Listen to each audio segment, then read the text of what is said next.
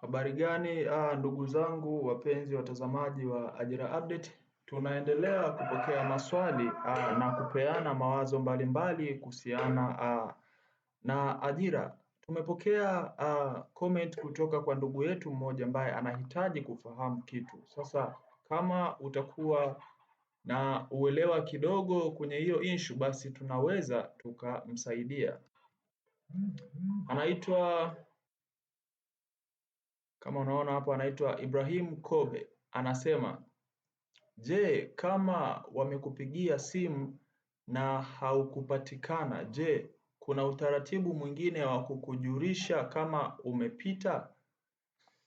Nadhani umemuelewa. Ibrahim Kobe anahitaji kujua je, kama JW wakikupigia simu na haujapokea au haukupatikana, inakuwaje? Kuna utaratibu mwingine?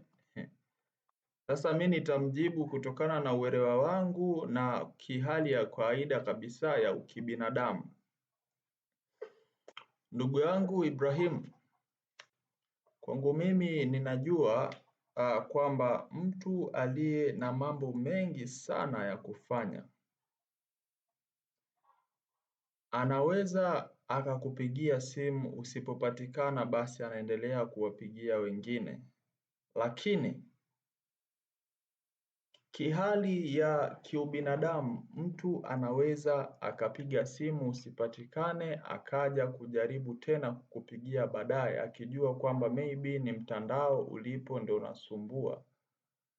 Kwa hiyo hapo kuna mawili. Inategemea mtu ambaye atapiga simu atakuwa na moyo wa aina gani, kama ataweza kukurudia au la.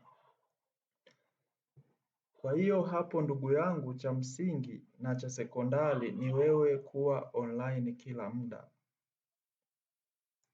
Na kama ipo tu, kama ni bahati yako ni bahati yako tu. Lakini ndugu yangu tena Ibrahim, kumbuka ya kwamba kuna mjadala unaendelea kwenye channel yetu hapa. Kuna baadhi ya watu wanatia comment zao kuhusiana na usaili, vipi ushaanza kufanyika au bado, watu washaanza kupigiwa simu au bado.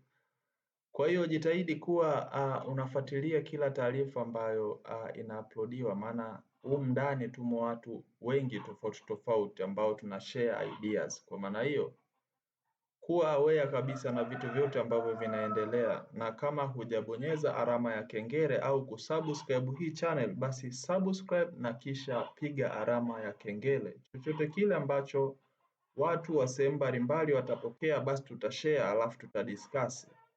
Kwa maana hiyo endelea kufuatilia chaneli yetu uwe updated na vitu vya ajira. Asante.